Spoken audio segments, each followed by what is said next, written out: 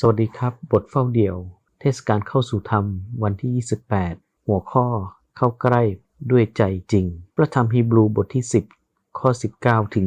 25โปรดฟังพระวจนะของพระเจ้าเพราะฉะนั้นพี่น้องทั้งหลายเมื่อเรามีใจกล้าที่จะเข้าไปในสถานศักดิ์สิทธิ์โดยพระโลหิตของพระเยซูตามทางใหม่และเป็นทางที่มีชีวิตซึ่งพระองค์ทรงเปิดให้เราผ่านเข้าไปทางม่านนั้นคือทางพระกายของพระองค์และเมื่อเรามีปุโรหิตใหญ่เหนือหมู่คนของพระเจ้าแล้วก็ให้เราเข้าไปใกล้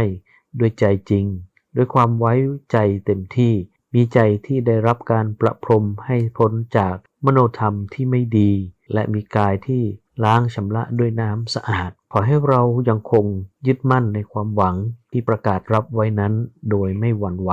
เพราะว่าพระองค์ผู้ประทานพระสัญญานั้นทรงซื่อสัตย์และขอให้เราพิจารณาดูเพื่อจะปลุกใจกันและกันให้มีความรักและทำความดีอย่าขาดการประชุมเหมือนอย่างบางคนที่ทำเป็นนิสัยแต่จงหนุนใจกันให้มากยิ่งขึ้นเพราะพวกท่านก็รู้อยู่ว่าวันนั้นใกล้เข้ามาแล้วผู้เขียนพระธรรมฮีบรูพยายามอย่างมากที่จะแสดงให้เห็นถึงการไถ่ของพระเยซูคริสต์ในบทก่อนๆบัดนี้ผู้เชื่อในพระคริสต์มีใจกล้าเข้าไปที่บริสุทธิ์ที่สุดโดยพระโลหิตของพระเยซูที่บริสุทธิ์ที่สุดที่พูดถึงตรงนี้ก็คือสถานบริสุทธิ์ที่สุดในสวรรค์เพราะพระโลหิตที่ไหลออกของพระเยซูคริสต์ในฐานะผู้เชื่อเราจึงสามารถเข้าถึงที่บริสุทธิ์นั้นได้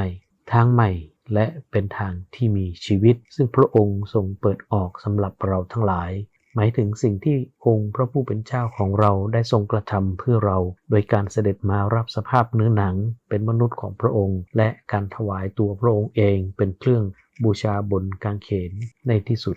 เพราะความบาปของเรานอกจากนี้ตามที่ผู้เขียนได้บอกให้รู้ว่าเรามีมหาปุโรหิตที่เหนือกว่าในองค์พระผู้เป็นเจ้าของเราสำหรับครอบครัวของพระเจ้าและ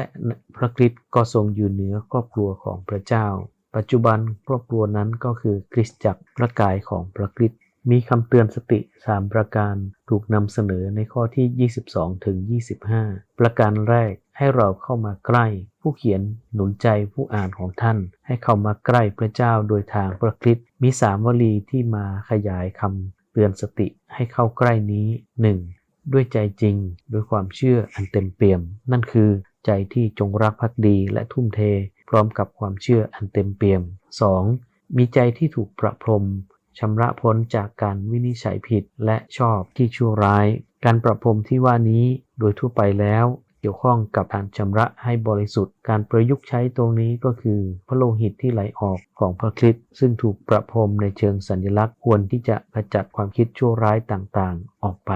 และ 3. มีกายชำระด้วยน้ำอันบริสุทธิ์ก็หมายถึงพิธีชำระล้างต่างๆของพวกยิว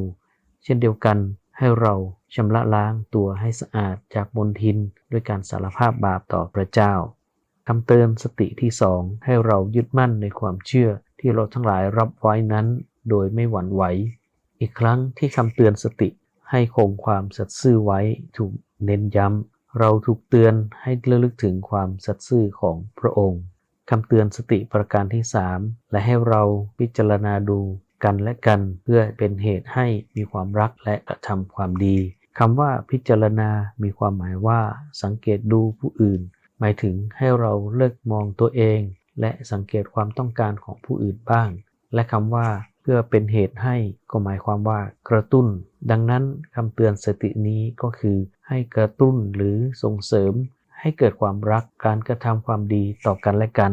ความเป็นผู้ใหญ่ฝ่ายวิญญาณที่จับต้องได้ก็คือการเลิกสนใจตัวเองและหันไปให้กำลังใจผู้อื่นนอกจากนี้เราได้รับการหนุนใจให้สามัคคีธรรมกับพี่น้องในคริสตจักรซึ่งเราเคยประชุมนั้นอย่าให้หยุดเหมือนอย่างบางคนเคยกระทำนั้น